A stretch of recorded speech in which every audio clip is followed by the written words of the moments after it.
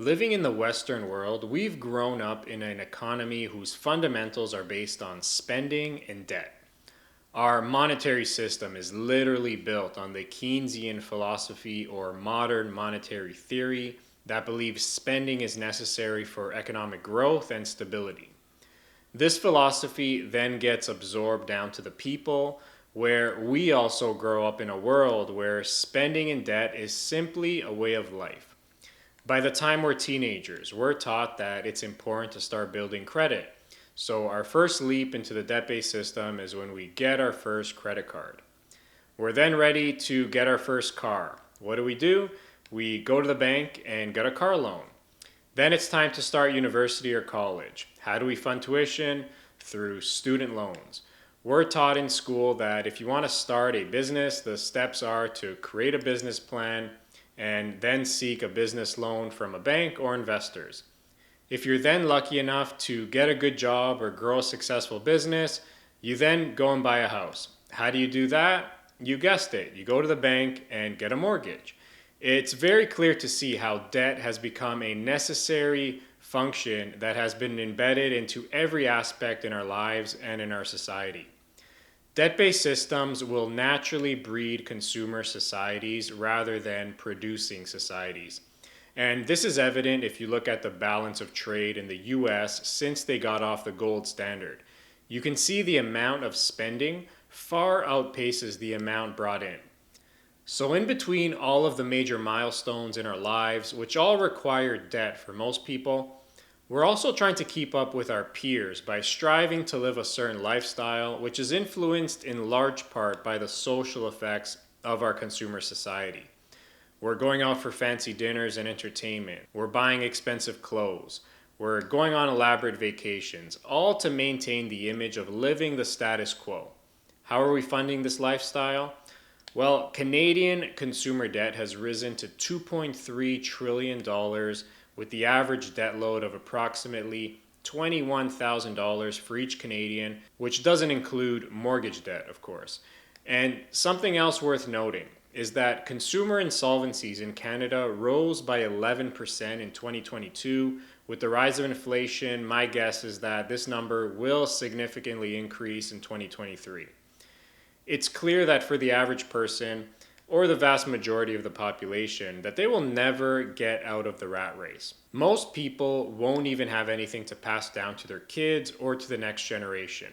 That's the reality, and the prospect of how much worse it could get for my kids' generation is quite concerning.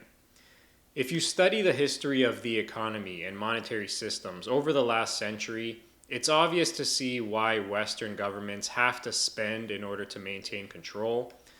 The question that comes to my mind is why people are more incentivized to spend rather than to save.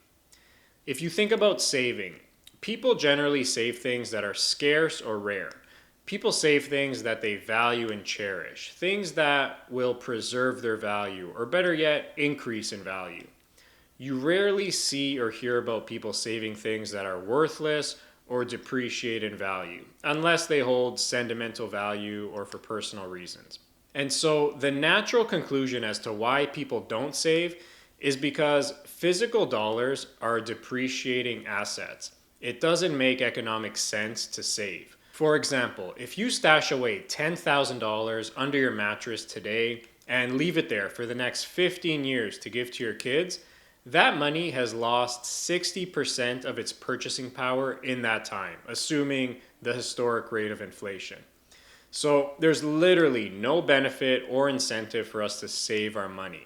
So at the core of it, because we intrinsically know that our dollars are worthless and losing value every single day, we are naturally incentivized and encouraged to spend and generate short-term satisfaction by buying those shoes that we love, or buying that purse, or going on that vacation, or gambling, or speculating on the latest trend.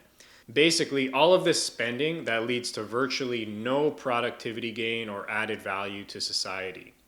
When you start valuing your dollars more than materialistic goods and things that you really don't need, you start being a lot more selective with what you do with your money.